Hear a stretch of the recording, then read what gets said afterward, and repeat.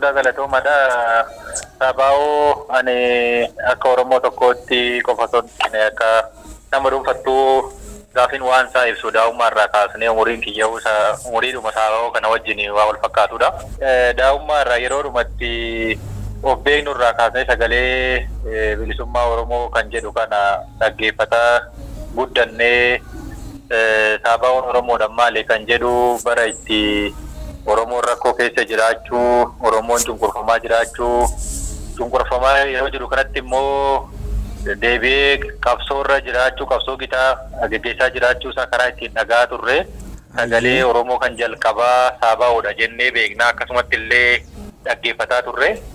Kanaaf sabaa'oon wanti adda isa godhuu yeroo hunda miidiyaaleen erga kana dhiyeenya kana duraallee waggaa 20 duraallee baay'ee raasoo baannee dhiyeenya kanatti miidiyaaleen baay'een maqaa Oromootiin hundeeffaman baay'eetu jiru. Garuu miidiyaaleen suni otoon turiin fedhii nama dhuunfaas haa ta'u garee isa ijaareetiin butamanii waan kaayyeffatan sana otoo itti fufiin achumaan kufanii agarraa. Sabaa'oon garuu waggootii kana hunda keessatti takkaa'uu sagalee uummataa ta'uu, roorroo uummataa himuu, rakkoo uummanni keessa jiru himuu, ammas qabsaa'onni Oromoo maalirraa akka jiran himurraa qusateen beeku takkaa'uu dantaa fi faayidaa uummatarraa yookiin akka sabaa'itti waan Oromoo himuudha akka isanirraa maqeen beeku wanti adda isa godhu kanaadha. Sabaa'oon, Sabaa'oon, Sabaa'oon, Sabaa'oon, Sabaa'oon, Sabaa'oon, Sabaa'oon, Sabaa'oon, Sabaa'oon, Sabaa'oon, Sabaa'oon.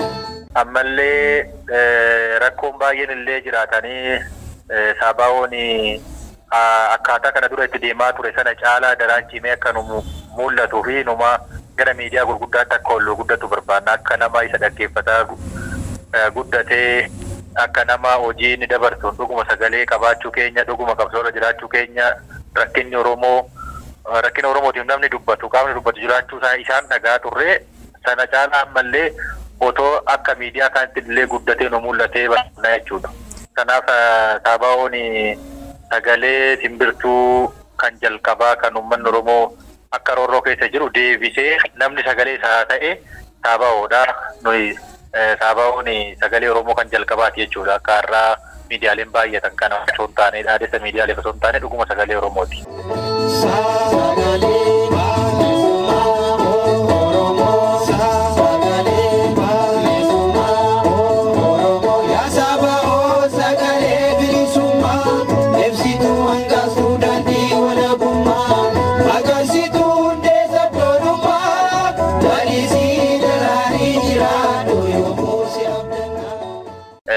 Oromoon gaafa cabu siyaasaan cabe siyaasni immoo miidiyaadha. Ammayyuu miidiyaadha. Sabni miidiyaa hin qabne saba ofiisaalee yookiin daawwitii hin qabnedha. Amma barbaade rakkoo keessa hoo jiraate rakkinni isaa bakka itti dhaga'amu hin jiru. Amma barbaade cimina soo qabaate ciminni isaa bakka itti himamu hin jiru. Miidiyaan uummataa fi ofiilaaleedha. Sabaa'oon immoo ofiilaalee waan uummata Oromoo keessa kan jalqabaati waan ta'eef ogeessonni miidiyaa sanarra jiran warri muuxannoo itti qaban jiru waan dabarsan ni beeku. Amma akka uummata isaanii fayyadan uummanni isaaniillee duubdeebii ni kennuu fi duubdeebii kanarra dhaabbatanii akka meenistriimiitti of cimsanii akka miidiyaa kaanii guyyaa akka isaan argaa ollaa abdeetu akka godhan kanarratti propoozaala dhiyeeffatanii deeggarsa isaanii uummatallee yoo gaafatan waan baay'ee barbaachisaa fi yeroo murteessaa dhedhee yaadaa uummanni illee bu'aa bayii sabaa'oon dabarse qofa osoo hin taane bu'aa sabaa'oo irraa argannee sabaa'oodhaan qabsoo keessa jiraachuu keenya yeroo rakkannee yeroo gidiraan nurratti hojjetamaa ture deebinee gidiraan nurratti hojjetamu sana gaafa sabaa'oo irraa dhageenyu gaafa immoo qabsoofnee haga tokko immoo waan nuyi tarkaanfanne sana gaafa deebinee sabaa'oon sagalee nuu ta'uu dhageenyu gammadaa turree saayikoo ijoollee Oromoo ijaaraa ture sabboonummaa Oromoo ture. Kanaaf uummanni illee bu'aa isaa kana laalee diinagdeedhaanis ta'uu waanuma miidiyaan tokko gaafa ijaaramu barbaachisu hundaanuu uummanni miidiyaa isaa kana jabeeffatee of fuulduratti baasuu qabaa, dorgomaa taasisuu qabaan jedha. Hayyee dhaggeeffataa keenya yaada nuu kenniteef guddaa galatoomii gara fuulduraattis akka nu hordoftan akka nu caqastanii fi hanqinaa fi cimina keenya akka nutti himtan abdii isinirraa qabna. Odeessawwan garaagaraa kan hawaasa keessa jiru akka nu ergitanii nuti immoo itti deebisnee uummata bal'aa biraan akka geenyu asumaan waadaa isinii galla. Ulfaadhu galatoo. Hayyee guddaa galatoomaa sinis jabaadhaa kana caalaa. Hayyee hayyee. Inni Oromoodhaa biyya keessa falatti. Amile sa chapsi deebisi dubatti awwisani domsi masheesi fagoti adudu gurrisa bakkoma jirutti. Sagaleen bilisummaa Oromooyi sagaleedhuma uummata Oromooti. Roorroon uummata Oromoo irra jiru sagalee bilisummaa Oromoo reediyoo keenya kanarras jira. Beekamaadha wal qabateetu jira waan ta'eefi sagaleen bilisummaa Oromoo kuni adda bilisummaa Oromootii wajjiniin wal qabata. Garbummaa keessaa deemsa gara bilisummaatti deggera isaaf uummata kakaasaa dargaggoo kakaasaa qeerroo amma argitu kana uummata ofii of ijaaree anaaf kunnaan malu lafa abbaa koo lafi koo lafee kooti jedhu kuni. Kanarraatu madde odeeffannoon humna waan ta'eefi garbummaan kun akka itti fufu uummata kanarratti qaamni barbaadu immoo akkuma uummata kana gadi qabuu barbaadu sagalee kanas balleessuu barbaada wal qabateetu jira waan ta'eef haa ta'uyyuu malee yeroo sagaleen kun bu'u cufamu daandiirraa ba'u amilee namaatu tuqama. Silaa cimuu qabna guddachuu qabna maaliif kun ta'ee yoomimmoo deebi'annee odeeffannoodhaan waliin haasa'uudhaan waliin dudubbachuun hinuma jira garuu har'uma ga'uunsaayyuu nama dhibaa jiraatee yeroo diina isaatii fi humna isaa wal bira qabanii ilaalanii sagaleen bilisummaa har'a ga'uun baay'eedha nama dinqisiifachiisa nan dinqifadha ofii kootiis. Yaasaba'oo sagalee bilisummaa ibsituu hanqastuu daandii walabummaa agarsiituu hundee sabboonummaa lalisii daraarii jiraadhu yoomuu si abdanna lalisii daraarii jiraadhu yoomuu si abdanna.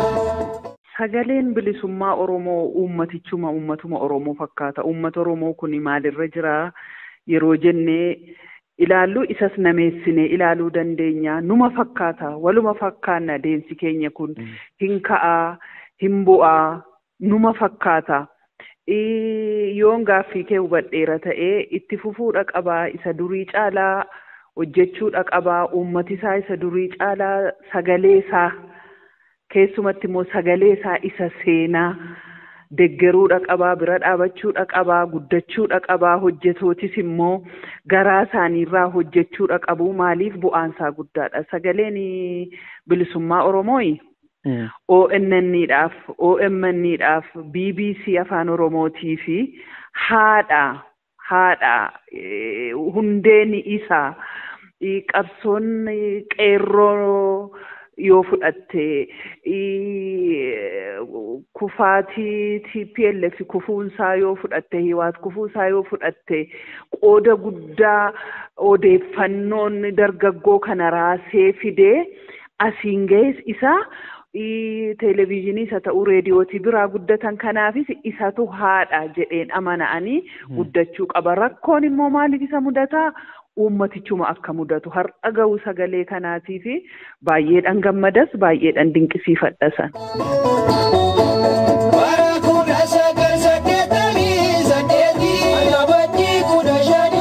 Ajirraa eegaltee jaraatee sabaa'ooni jaraatee sabaa'ooni akka awwaalamee as baastee dhugaanii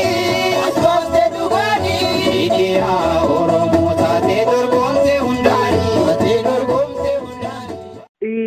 Inni duraa ani warra sagaleen kun jiraachuudhuma isaatiif iyyuu sagaleen uummata Oromoo kun karaa kamiyyuu haa ta'u guddachuu isaa irratti keessumatti immoo sagalee bilisummaa Oromoo Sabaa'oo kun akka jiraatu godhan jalqabaa ka'anii hamma har'aatti warra lubbuu isaanii itti kaffalee qaama isaanii itti kaffalee maatii isaanii itti dhabee hundumaaf gatiin isaanii bilisummaa haa ta'uun jedha.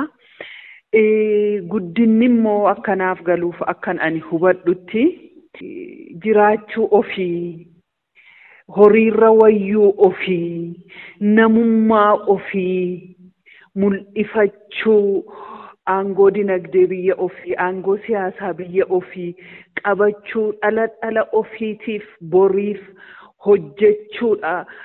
Beekaa jechuun namnis waa biraanillee hinuma jiraatu hinuma darbu maal hojjetanii maal kaa'anii darban isa jedhu irratti boolla jaalleewwan keenya daadhiina guutu mirga waaqayyoo haa boqotan warri lubbuu isaanii nuuf kennanii jireenya isaanii gara biraas nuuf kennanii kabajaaf jaalala bara baraa isaaniif qaba uummati Oromoo ammas itti fufanii nummoo gargaaruu qabnaa bira dhaabachuu qabnaa gargaaruu miti ofiif hojii keenya hojjetachuudha saabaa'oo gargaaruuni ofiif hojii keenya hojjetachuudha akkasittiin ani ilaala'anii. Tole ulfaadhaa tarii maa irratti wanni ati nan gaafanne kanatu hafee osoo kana akkasnaan jettee ta'ee kan jettan yoo jiraate itti dabaltanii asumaan nagaa walitti dhaammanna. Carraa akkasii kana naa kennuu keessanii fi ani galatoomaan jedha carraa kana argachuu kootii fi lafi har'a geenye kun immoo salphaa miti har'a ga'uutti. Haalli kun ulfaataadha haa fakkaatu malee reediyoo cabsaa afaan dubbii miti achii ka'eetu dhufee agga'e ani namni maqaa koo dha'ee Oromoo jedhee yoo dhuma na arrabse yoo ani baay'ee naaru maaliif yeroo maqicha dha'uun itti reediyoon baqatametu jira maqicha dha'uu hin barbaadanii jecha bilisummaa jedhu jecha walabummaa jedhu jecha ABO jedhu maqichumtuu baranni ittiin dhaamnetu ture waan ta'eef amma guddanneerraa baay'ee deemneerraa haa ta'uyyuu malee kan nu hafus karaan dheeraadha jabaadha Oromoo jabaadhu ati tokko jabaadhu tokkummaa kee jabeeffadhu jedha warri asirra hojjettan immoo sagalee bilisummaarraa galatoomaa gatiin keessan bilisummaa ta'uun jedha jaal. Tole baay'ee galatoomaa isinis maqaa hordoftootaa fi dhaggeeffattoota keenyaatiin waggaa 35ffaa hundeeffama sagalee bilisummaa Oromoo irratti yaada nuu laattanii fi galanni keessan bilisummaa dhennaa ulfaata. Galatooma. Yaasaba'oo sagalee bilisummaa ibsituu hanqatuu daandii walabummaa agarsiituu hundee sabboonummaa lalisii daraarii jiraatu yoomuu si abdannaa lalisii daraarii jiraatu yoomuu si abdannaa. Sagalee bilisummaa Oromoo akkaataa nan itti beeku egaa ijoollummaa kiyyarraa qabeen beeka yoo xiqqaate naannoo 1995 eegalee amata 28 jechuudha. Sagalee bilisummaa Oromoo dhaggeeffachuudhaan guddadhe loowwan tiksaa saatiisaa akka nun dabarre eegaadha kan nuti guddanne. Obboleeyyan hangafaa hedduu namoota baay'ee waan beekuuf ijoollee ta'een horii tiksaa sagalee bilisummaa Oromoo afaan Oromoodhaan darbuun sun akka malee waan nu gammachiisuu fi dhaggeeffanna ture waan siyaasaa hin beeknu ture yeroo sana. Egaa adeemsuma keessa gara mana barnootaatti kutaa 3-4 ergan ga'ee booda adeemsa siyaasaa Oromummaa maalummaa eenyummaa ofii sagalee bilisummaa Oromoo kanatu nu barsiise. Nu duwwaa miti hiriyoottan naannoo koo jiran namoota hedduullee wal afeerra turre reediyoo Philiipsii jedhamu tokko turte bara sana ishee maqabannee loowwan keenya tiksaa dhaggeeffachaa nu guddanne. Dhugaa dubbachuudhaa fi sagaleen bilisummaa Oromoo mana barumsaadha jechuun danda'a gama kiyyaan. Yaasaba'oo sagalee bilisummaa ibsituu hanqatuu daandii walabummaa agarsiituu hundee sabboonummaa lalisii daraarii jiraatu yoomuu si abdannaa lalisii daraarii jiraatu yoomuu kaleessii fi har'a yogguun wal biratti madaalu har'i yeroo teknooloojiin itti babal'ate miidiyaaleen hedduun itti babal'atanidha. Wanta tokko jala muree kanan hubachiisuu barbaadu Saabaa'oon odeeffannoo dhugaa dabarsa. Miidiyoota ani beeku ammallee dhaggeeffadhu keessaa miidiyaan jaalala na ture umurii kiyya keessatti miidiyaa kana maal ta'a miidiyaa gara addunyaatti ol guddifamee sadarkaa addunyaalessaa yookiin immoo miidiyaa gurguddaa sadarkaa televiizinii kan mataasaa danda'e maaf hin dhaamnu jedhan ture yaada kotti. Sababni isaayyuu dhugaa wanti Saabaa'oon namatti himu yeroo hedduu qulqulluu fi dhugaa irratti kan hundaa'edha. Garuu miidiyaan hedduun odeeffannoo hin qulqulloofne hedduu waan dabarsuuf yeroo tokko tokko nama nuffisiisaa odeeffannoon soba ta'e gaafa darbu namni miidiyaa sana dhaggeeffachuuf hin hawwatu. Gaaffii ati duratti na gaafatteef garuu isa kaleessaa fi har'aarraa akkamidha inni jedhu akka umurii itti jiru kanatti Saabaa'oon hin guddanne sadarkaa guddaarra hin geenye. Egaa sababa garaagaraa qabaachuun mala. Kaleessa raadiyoo duwwaadhaan ture har'a egaa magaala keessa waan jiraannuu fi raadiyoodhaan darbaa hin darbu inuma darba jennee yaadna uummanni baadiyyaa akkamitti dhaggeeffata akkamitti hordofa saayidullee odeeffannoo qabaachuu baadhu iyyuu ammatti Saabaa'oon hamma guddachuu malu hamma uummata Oromoof buuse sana hin guddanne. Sababni isaa uummata Oromoo eenyummaa isaa barsiiseera. Uummata Oromoo qabsoo inni sadarkaa har'aarra ga'e kana Saabaa'ootu asiin ga'e jechuu nan danda'a afaan guute. Kanaaf kaleessa namoota hedduutu miidiyaan afaan Oromoo Saabaa'oo duwwaadha waan ta'eef hedduutu dhaggeeffata jedhee yaada yeroon taa'ee yaadu.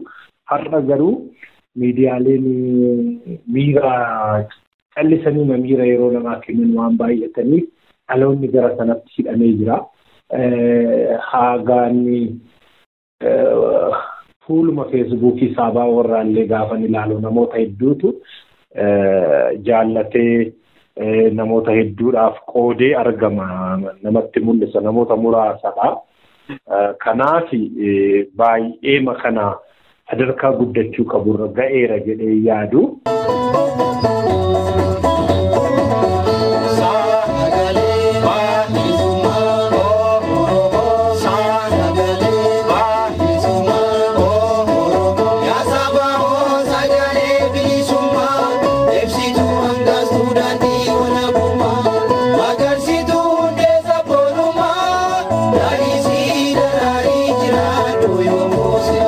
Tokko sababni maallaqa ta'uu danda'a. Maallaqa yeroo jedhu miidiyaaleen biizinesii ta'aniiru gara maallaqa daldalatti deemaniiru waan ta'eef miidiyaan miidiyaa daldalaati. Qaamoleen deeggartoota hedduutu jira miidiyaan beeksisa garaagaraa hawwachuu ofitti waamuudhaan sababa kanaan guddachuu danda'a. Inni kun immoo abbootiin qabeenyaas haa ta'u beektonni dugda itti gataniiru jedhee yaada. Kuni akka inni hin guddanneef sababa ta'eera jedhee nan yaada. Lammata tarii adeemsi akkaataan ittiin geggeeffamu yookiin immoo namoonni miidiyaa kanarra hojjetanii fedhiidhaan hojjetu akka miidiyoota warra kaanii biizinesiidhaaf yookiin immoo maallaqatti argachuuf waan hin taaneefi namoonni kun gaafa gargaaramuu dadhabanii akkaataatti deemanii odeeffannoo funaannatan gaafa dadhabanii miidiyaan kun laaffataa adeemaa laata jedhee yaada. Inni kun dhiibbaa mataasaa qaba. Humni namaa itti xiqqaata. Maallaqi itti xiqqaata. Dhiibbaan mootummaa jira. Inni guddaan dhiibbaan gama mootummaadhaan dhufaa darbaa irratti geggeeffamaa ture ammallee akkuma duraatti itti jira waan ta'eef isa duraa caalaatti dhiibbaa guddaatu irra ga'a miidiyaa kanarra waan ta'eef akkaataa guddachuu malutti hin guddanne jedheen lafa kaawa. Saabaa'oo, Saabaa'oo, Saabaa'oo, Saabaa'oo,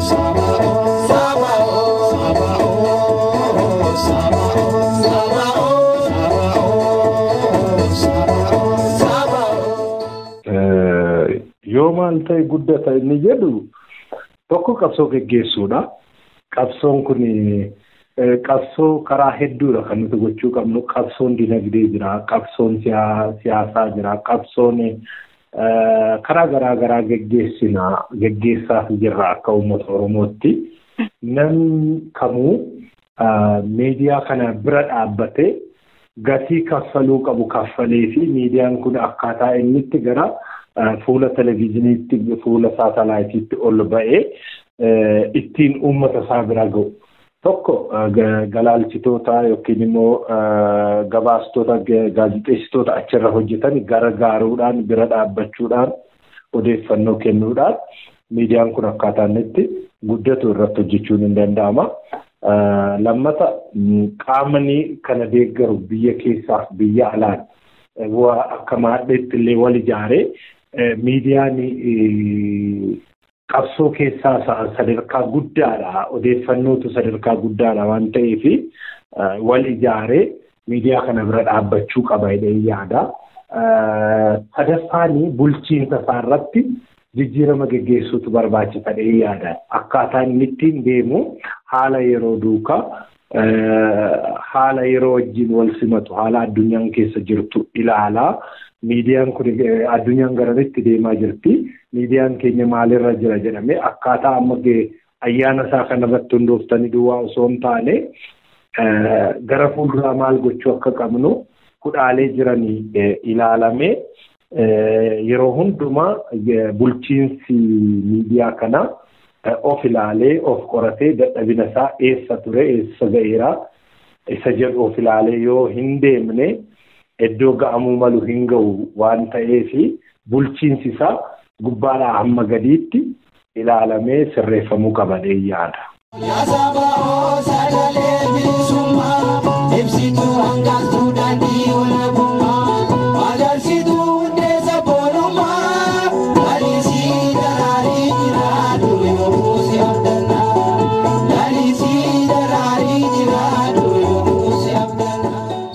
Miidiyaan kun hanqina qaba jechuullee yoon baadhee hanqinni ani jechuu barbaadu gama yuutuubiitiin yookiin immoo weebsaayitiin namoota hundumaa fi akkaataa inni itti accessible ta'uu danda'utti yeroo ammaa kallattii hedduudhaan namoonni miidiyaa hordofuu danda'u waan ta'eef keessumaa biyya keenya biyya neetwoorkiin baay'ee akkaan bakkisaa ta'e kana keessatti akkaataa kamiin ga'uun danda'ama qaamota kam waliin hojjetanii bira ga'uun danda'ama jedhamee ilaalamee namoota hundaan akkamitti ga'uun akka danda'amu bifa garaagaraa akkaataa ittiin miidiyaan kun qilleensarra oolu jijjiirama adda addaa irratti taasisuun miidiyaa kana gara sadarkaa olaanaatti ol guddisuun dirqama hunda keenyaati ana dabalatee isa kanarratti utuu hojjenne akkaataatti nama bira ga'uu danda'uuni.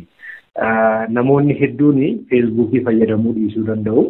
Feesbuukii, teelegiraamii, yuutuubii, inistaagiraamii, waatsaappii, tiwuterii kallattii kanatti ce'ee yooma gama addunyaan kun keessa jirturra waan ta'eef karaa kanaan utuu namoota hundumaa bira ga'uu akka danda'utti utuu hojjetame.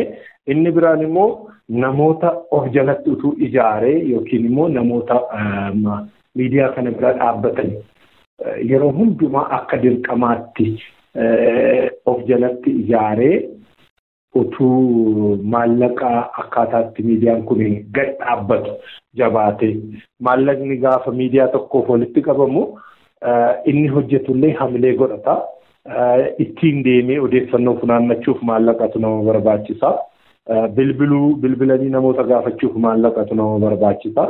Kanaaf namooti ijaaramanii abbootiin qabeenyaas haa ta'u qaamonni dubbifamuun irra jiraatu dubbifamanii karaa ittiin gargaaranii isa kaanii olitti utuu miidiyaa kana bira dhaabbatanii akkaataan itti kana hojjennu utuu jiraate gaariidha jedhee yaada.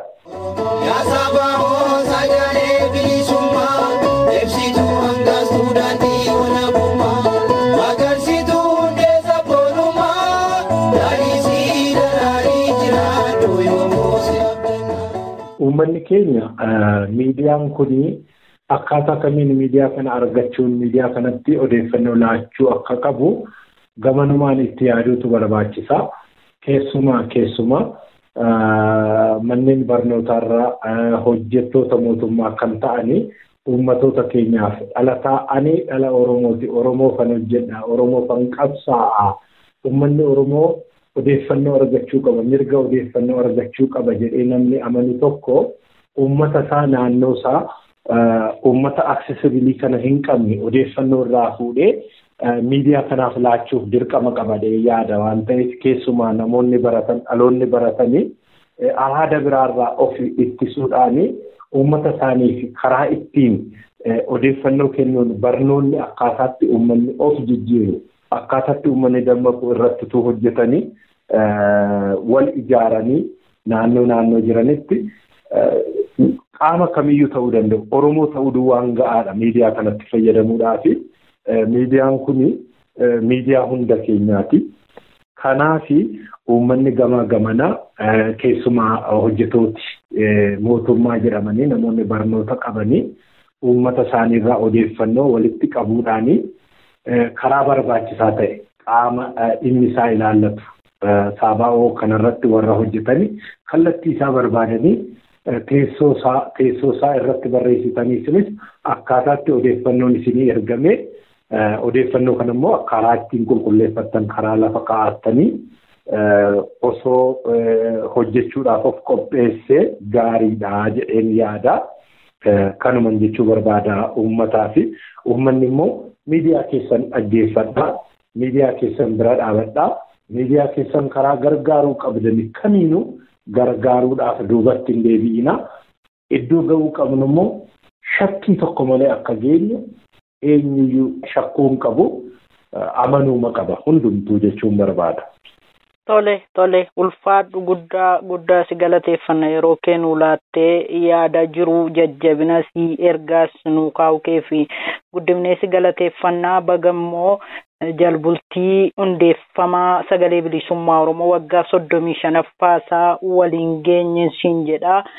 Waxabajjii 17 immoo kallattiimaan toora zuumiitiin keessaa falaa ayyaanni kun waan kabajamuuf guyyaa sanattis irratti akka hirmaattu abdiin qaba. Guddoo galatoomi galanni kee bilisummaa ta'u. Tole isinis galatoomaa galanni keessan bilisummaa ta'u baga walumaan geenye kana gaarii nuuf haa ta'u.